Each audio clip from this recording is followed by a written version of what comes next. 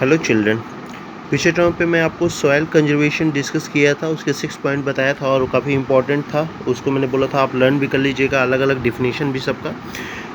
Lecture को आज continue ले चलता हूँ। वाटर नेक्स्ट टॉपिक है आपका, उसमें कुछ इसमें भी वाटर में मैंने आपको कुछ पॉइंट बता दिया था कि जो आपका अर्थ का 3/4 पार्ट है उसमें लगभग वाटर ही है, और वाटर इतना अधिक होने की वजह से आप इसे वाटर प्लैनेट कहते हैं। Life started in the oceans almost 3.5 millions years back. मैंने आपको बताया था वाटर में ही यानी ओशियंस में ही लाइफ स्टार्ट हुई है, और वो लगभग 3.5 मिलियन बिलियन पहले हुई है। Oceans water is saline and not fit for human consumption. मैंने ये भी बताया था कि ओशियन वाटर बहुत सैलिन है और ह्यूमन उसे कंज्यूम नहीं कर पाता।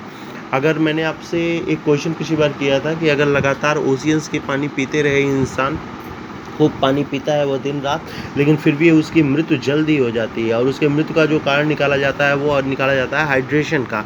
इतना पानी पीने के बावजूद वो हाइड्रेशन से ही मर जाता है। इसके पीछे रीज़न ये है, आपको पता होना चाहिए, आपके बॉडी में 72% वाटर है और 1% आपका साल्ट होता है। 1% कितना होता है? साल्ट। क्लियर? तो 1% साल्ट को डाइल्यूट करने के लिए उन वाटर की ज़रूरत पड़ती है। क्लियर? आप समुद्र का पानी पिएंगे फिर वो वाटर जाएगा, लेकिन उसके साथ साथ आपको पता होना चाहिए कि समुद्र नमकीन एक टाइप का होता है, नमक उसमें होता है, और जब वो वाटर आप पिएंगे तो नमक की मात्रा क्या हो जाएगी? बढ़ती जाएगी, और नमक की मात्रा जैसे जैसे बढ़ती जाएगी उसको डाइल्यूट करने के लिए और वाटर की ज़रूरत पड़ेगी। आप फिर वाटर वही समुद्र वाले पीजिएगा, फिर नमक बढ़ेगा। ये प्रोसेस तब तक चलता रहता है जब तक इंसान मर नहीं जाता, क्योंकि आप फ्रेश वाटर तो ले नहीं रहे हैं। फ्रेश वाटर नहीं लेने की वजह से वो नमक का डाइल्यूशन उस तरह नहीं हो पाएगा जिस तरह हमारे शरीर में फ्रेश वाटर करता है। यही रीज़न है कि वो इंसान ज़्यादा समय जिंदा नहीं रह पाता और मर जाता है। क्लियर? आगे यहाँ तक मैंने आपको पढ़ाया। नेक्स्ट लाइन देखते हैं। Fresh water is about 3% of the total water on earth. आपको पता होना चाहिए पूरे अर्थ पे 72% वाटर ज़रूर है, लेकिन उसमें मात्र 3% वाटर ऐसा है जो आपके पीने के लिए है, यानी जिसे आप फ्रेश वाटर कहते हैं। अगर मैं इस 3% को 100% मान लूँ तो आपको पता होना चाहिए इसमें से भी लगभग 70%, nearly 70% of this occurs as ice sheets and glaciers in Antarctica, Greenland and mountains. इसमें भी यानी 3% को अगर मैं 100% मान लेता हूँ तो उसमें से लगभग 70% जो फ्रेश वाटर है वो कैसे है? आइस शीट के रूप में है, कहीं ग्लेशियर्स के रूप में है, और वो कहाँ है? अंटार्कटिका में, ग्रीनलैंड में और माउंटेन्स पे। यानी आप सोच सकते हैं 3% में मात्र 30% बस फ्रेश वाटर है जिसे आप पीने के लिए यूज़ कर पाते हैं। बाकी 70% जो वाटर है वो इसी रूप में है। क्लियर? जो आपका 30% वाटर बचता है वो आपके अर्थ पे 3 प्रकार से होता है, और उसका यूज़ करते हैं हम पीने के लिए। पहला क्या है? It is found as ground water as surface water in. पहला क्या है? It is found as ground water. पहला क्या है? कौन सा पानी आप पीने के लिए यूज़ करते हैं? ग्राउंड वाटर, जो हमारे ग्राउंड के अंदर है। उस वाटर को आप देखते हैं पंपिंग सेट से, तो कहीं बुटवेल से, कहीं समरसीवर से उस वाटर को हम लोग बाहर ले आते हैं और उसे पीने के लिए यूज़ करते हैं। यानी 30% वाटर जो आप पीने के लिए यूज़ किए हैं, उस 30% वाटर को 3 पार्ट किए गए हैं। पहला पार्ट क्या है? ग्राउंड वाटर, यानी वो किस रूप में यूज़ होता है? ग्राउंड वाटर के रूप में। दूसरा, as surface water in rivers and lake. दूसरा क्या है? Surface water. क्लियर? दूसरा क्या है? Surface water. सरफेस वाटर कहाँ? In rivers and lake. वो सरफेस वाटर कहाँ होता है? रिवर्स और लेक में। इसका भी यूज़ हम पीने के लिए करते हैं। And as water vapours in the atmosphere. और वाटर वेपर जो होता है, जो एटमॉस्फेयर में होता है, उसका भी यूज़ हम पानी पीने के लिए करते हैं। यानी पूरे अर्थ पे मात्र 3% वाटर ऐसा है जिसे हम लोग फ्रेश वाटर कहते हैं। उस 3% को अगर मैं 100% मान लूँ तो उसमें 70% का हम यूज़ नहीं कर पाते। क्यों? क्योंकि वो कहीं आइस शीट के रूप में, कहीं ग्लेशियर्स, तो कहीं माउंटेन पे हैं। बाकी बचे 30% जो वाटर है वो 3 प्रकार से हैं। पहला ग्राउंड वाटर के रूप में, दूसरा सरफेस वाटर के रूप में, और तीसरा वाटर वेपर के रूप में। क्लियर? नेक्स्ट जो पॉइंट है, fresh water is there for the most precious substance on earth. Fresh water आप जानते ही हैं पृथ्वी का सबसे मूल्यवान वाटर है। अगर ये वाटर ना हो तो कभी लाइफ की संभावना को व्यक्त नहीं किया जा सकता, लाइफ ही नहीं हो सकती। इसलिए फ्रेश वाटर कितना इंपॉर्टेंट है ये तो आप जानते ही हैं। Water can neither be added not subtracted from earth. आप इन वाटर को ना ही ऐड कर सकते हैं, ना बढ़ा सकते हैं, ना घटा सकते हैं। इस वाटर को पोल्यूट करके आप अपना नुकसान करेंगे, इसलिए वाटर्स को बचाया जाना बहुत ही ज़्यादा ज़रूरी है।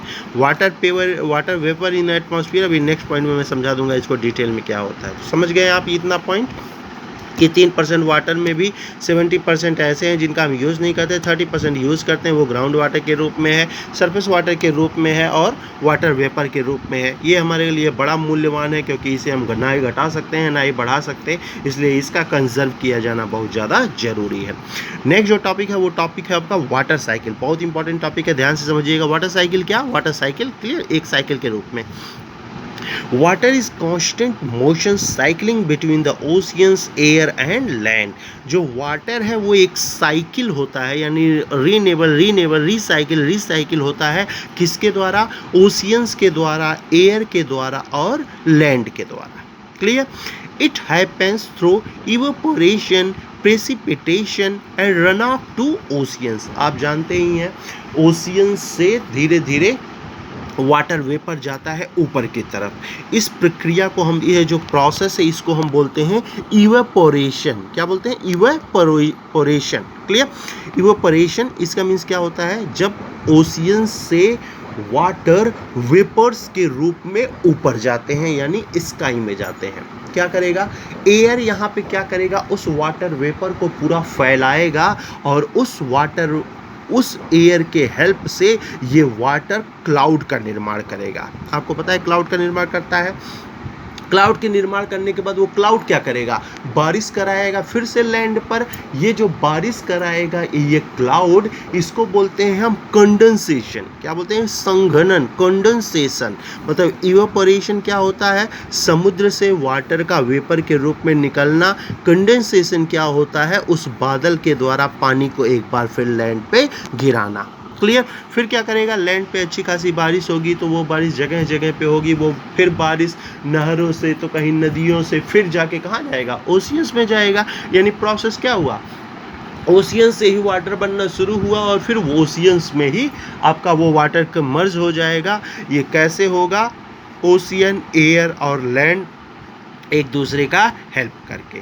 इसी को कहते हैं इवेपोरेशन। प्रेसिपिटेशन क्या कहते हैं? जब वो बारिश का पानी अपने आप कहीं नहरों के सिस्टम से, कहीं नदियों के द्वारा जब वो जाके समुद्र में मिल जाता है, इस प्रक्रिया को कहते हैं precipitation. Clear? And run off to oceans. फिर वही काम करता है, फिर बारिश होगा, फिर ऐसे ऐसे काम चलता रहता है। ये प्रक्रिया लगातार चलती रहती है, इसीलिए इस प्रोसेस को हम कहते हैं water cycle. Clear? Humans use large amount of water, not only drinking. Humans क्या करता है? वाटर का यूज़ करता है केवल ड्रिंकिंग और वॉशिंग के लिए नहीं, बट आल्सो फॉर प्रोडक्शन, कई सारे उत्पाद के लिए, जैसे एग्रीकल्चर के लिए, इंडस्ट्री के लिए। आप हर एक जगह पे वाटर्स की इम्पोर्टेंस है, हर एक जगह पर। वो केवल इंसानी लाइफ के लिए नहीं ज़रूरी है, बल्कि आपके देश की इकोनॉमी को भी चलाने के लिए बहुत ज़्यादा ज़रूरी होता है वाटर। आप देख ही रहे हैं, इसी वाटर से अब हाइड्रो इलेक्ट्रिक पावर जनरेट किए जा रहे हैं, यानी बिजली लाई जा रही है, इलेक्ट्रिसिटी लाई जा रही है। इन्हीं वाटर के हेल्प से इंडस्ट्रियाँ वगैरह वर्क कर रही हैं, इन्हीं वाटर से एग्रीकल्चर हो पा रहा है। अब आप सोच सकते हैं वाटर किसी इंसानी लाइफ के लिए कितना इम्पॉर्टेंट है और ये कितना बड़ा रोल प्ले करता है किसी भी इंसान की लाइफ के लिए, किसी भी देश की इकोनॉमी के लिए। तो वही बोल रहा है, ये केवल ड्रिंकिंग और वॉशिंग के लिए यूज़ नहीं होता है, बट आल्सो फॉर प्रोडक्शन। आगे मैंने कुछ पॉइंट छोड़ दिया है यहाँ पे वही सब है, इंडस्ट्री के लिए और मिनरल्स के लिए, हर एक चीज़ के लिए वाटर का इम्पोर्टेंस है। क्लियर? नाउ नेक्स्ट हेडिंग देखते हैं, डिप्लेशन ऑफ वाटर। वाटर की खत्म कैसे हो रहा है, वाटर डिप्लीट कैसे हो रहा है, उसका मतलब किस तरह मिसयूज़ किया जा रहा है वाटर का, देखते हैं उस पॉइंट को।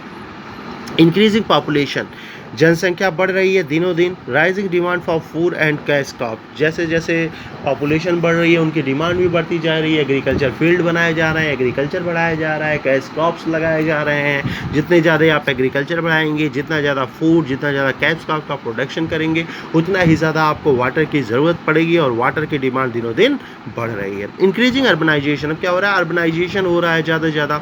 गाँव में क्या है, आप सिंपल देखते हैं, गाँव में क्या करते हैं, एक बाल्टी पानी भरते हैं, फटाफट जग से नहा लेते हैं, एक बाल्टी पानी में काम खत्म हो गया। अर्बनाइजेशन में क्या हुआ, लोग अर्बनाइज हो गए, यानी शहरों में क्या होता है, वहाँ पे आराम से टोटी खोल लेंगे तो वो फव्वारे को खोल लेंगे और आपको पता नहीं, अगर कोई इंसान 15 मिनट भी फव्वारे के नीचे नहाता है तो कम से कम वो नहाता है 20 बाल्टी पानी।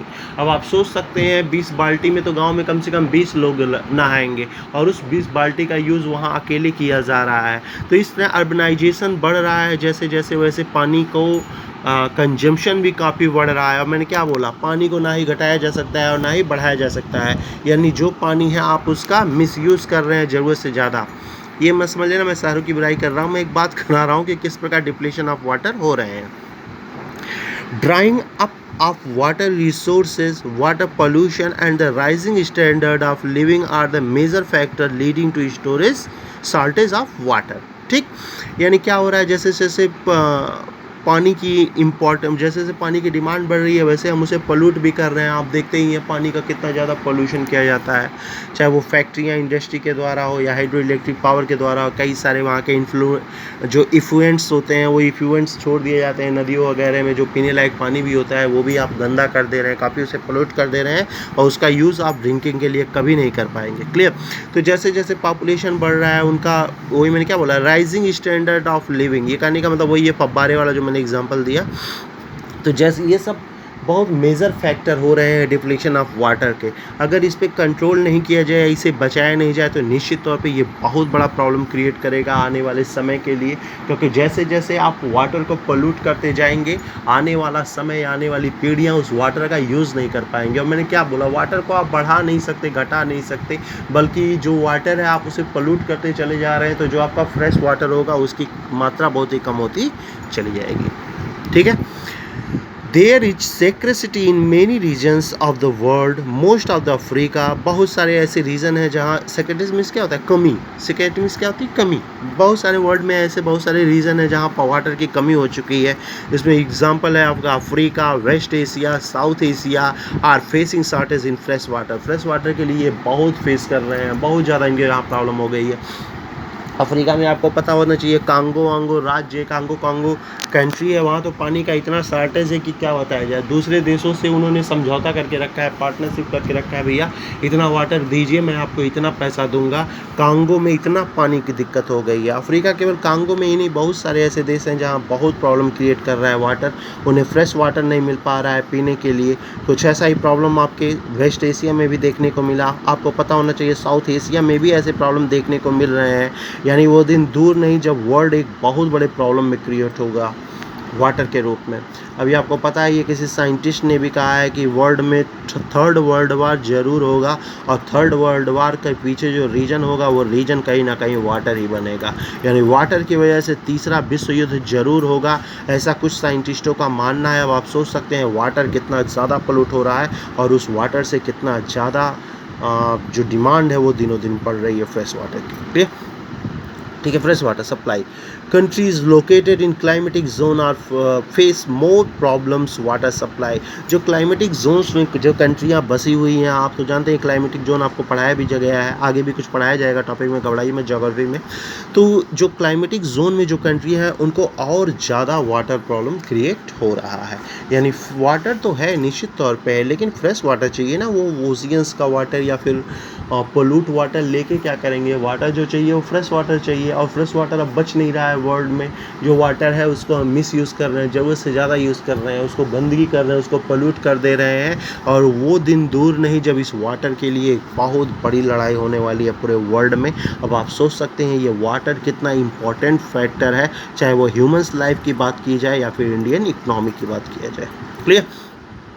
नेक्स्ट हेडिंग देखते हैं। हालांकि ये हेडिंग बहुत बड़ा था लेकिन मैंने 2 ही पॉइंट इसका लिख पाया। नेक्स्ट टर्म पे मैं और पॉइंट समझा दूंगा। तो 2 पॉइंट जो लिखा हूँ उसको तो देख ही लेते हैं। कंजर्वेशन यानी कंजर्वेशन ऑफ वाटर।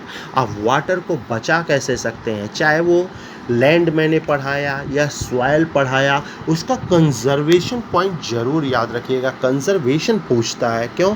क्योंकि एग्जामिनर जानना चाहता है कि आप वाटर हुआ या लैंड हुआ या सॉइल हुआ, आप उसे कंजर्व कैसे कर सकते हैं, उसे बचा कैसे सकते हैं। ये एग्जामिनर हमेशा जानने की कोशिश करता है, इसलिए आपके लिए अच्छे खासे क्वेश्चंस बनाएगा वो कंजर्वेशन को लेकर।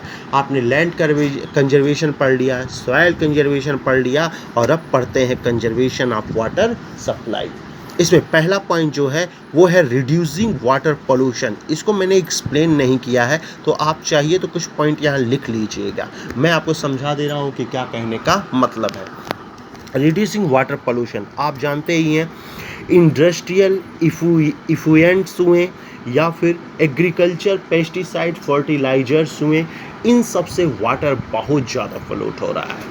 अगर मैं ग्राउंड वाटर की बात करूं तो एग्रीकल्चर में जो पेस्टिसाइड्स यूज़ किए जा रहे हैं या फिर जो फर्टिलाइजर्स ज़रूरत से ज़्यादा यूज़ किए जा रहे हैं, ये दोनों ग्राउंड वाटर को पूरी तरह पोल्यूट कर दे रहे हैं। और मैंने क्या बताया, ground water is the main factor for fresh water. Fresh water के लिए ग्राउंड वाटर कितना इंपॉर्टेंट है ये मैंने बताया है।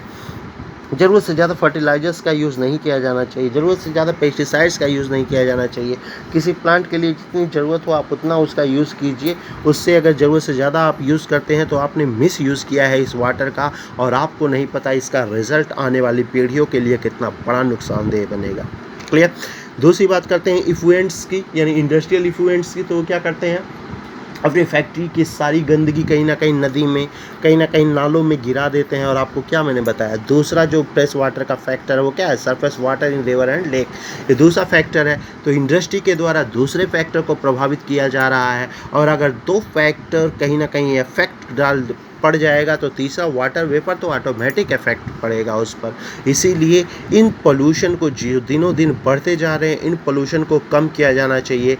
वाटर का मिसयूज़ नहीं किया जाना चाहिए, वाटर उतना ही यूज़ किया जाना चाहिए जितनी ज़रूरत हो।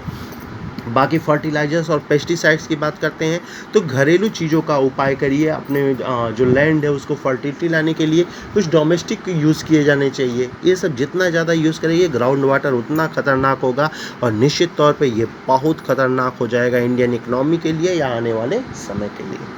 क्लियर? तो पहला पॉइंट यही है, रिड्यूसिंग वाटर पोल्यूशन। आप यहाँ एक्सप्लेन कर सकते हैं, कुछ पॉइंट को लेकर मैंने लिखा नहीं, थोड़ा आप लिख लीजिएगा। सेकंड जो पॉइंट है, 5 या 6 पॉइंट है कंजर्वेशन के, क्योंकि कंजर्वेशन बहुत इंपॉर्टेंट, चाहे लैंड का हुआ या सॉइल का हुआ, इसको जरूर पढ़िएगा, बहुत सारे पॉइंट है। तो वाटर का एक पॉइंट हो गया। दूसरा पॉइंट देखते हैं, forest and other vegetation covers slows the surface run off and restore underground water.